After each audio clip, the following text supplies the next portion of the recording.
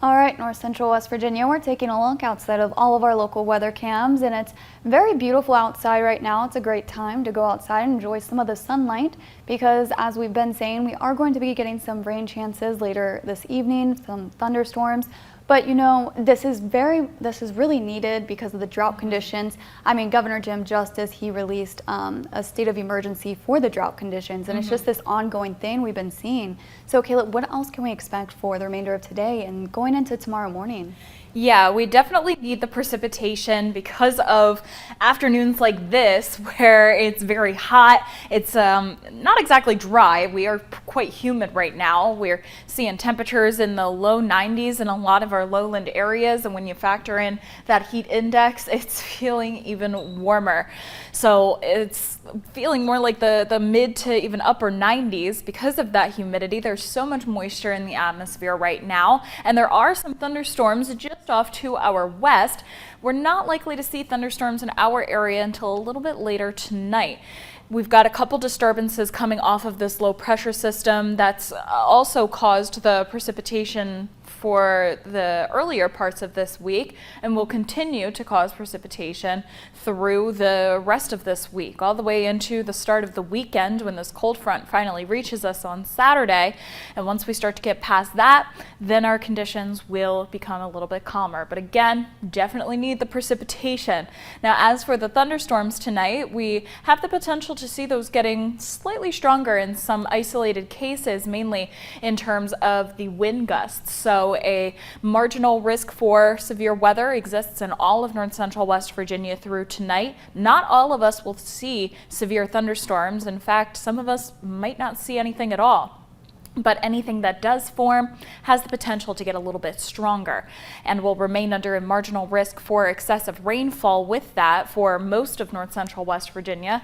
Tomorrow night, we're likely to see more thunderstorm activity that has the potential to get a little bit strong. Same situation where it's going to be more scattered and not affecting everybody, but anything that does arise could be wielding some stronger wind gusts and some heavier rain. For Thursday, that marginal risk for excessive rainfall then spreads a little bit further towards the east to include all of North Central West Virginia. Same threat exists on Friday for that marginal risk for severe weather and the marginal risk for excessive rainfall. Our areas that are most susceptible to flooding are going to be areas that have seen the most rain over the past couple of days in those bright green colors, and also urban areas, poor drainage areas that if a heavy downpour comes, there's not a whole lot of land available for that rain to be able to disperse quickly, so it could start to puddle up. Be sure that you do not try to drive through any floodwaters if you do end up approaching a flooded roadway. Nothing is expected to be a very widespread concern in terms of flooding. That precipitation should hopefully help us with our drought conditions. So tonight we'll continue to see that thunderstorm activity moving in from Ohio. We'll see those thunderstorms overnight tonight, likely while a lot of us are asleep, but some of it could linger into early tomorrow morning. Tomorrow afternoon, we could see more sunshine. There is a slightly higher chance we see some pop-up convective activity in our higher elevations. There could be a little bit of that in the lowlands, but more likely we'll have another disturbance coming off of that low pressure system late Thursday night into early Friday morning.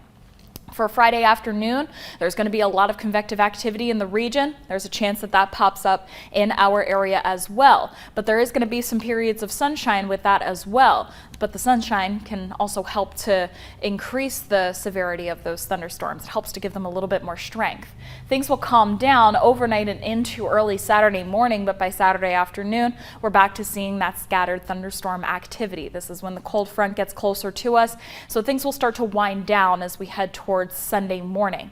Now, in the meantime, it has been very muggy this week and will continue to be muggy, with dew points getting above 75 degrees into that more oppressive category, staying that way through about Saturday, and then we'll start to see, once that cold front crosses us, that humidity starting to come down a little bit. Our temperatures will be warm for the next couple of days, very similar to the temperatures we've had today.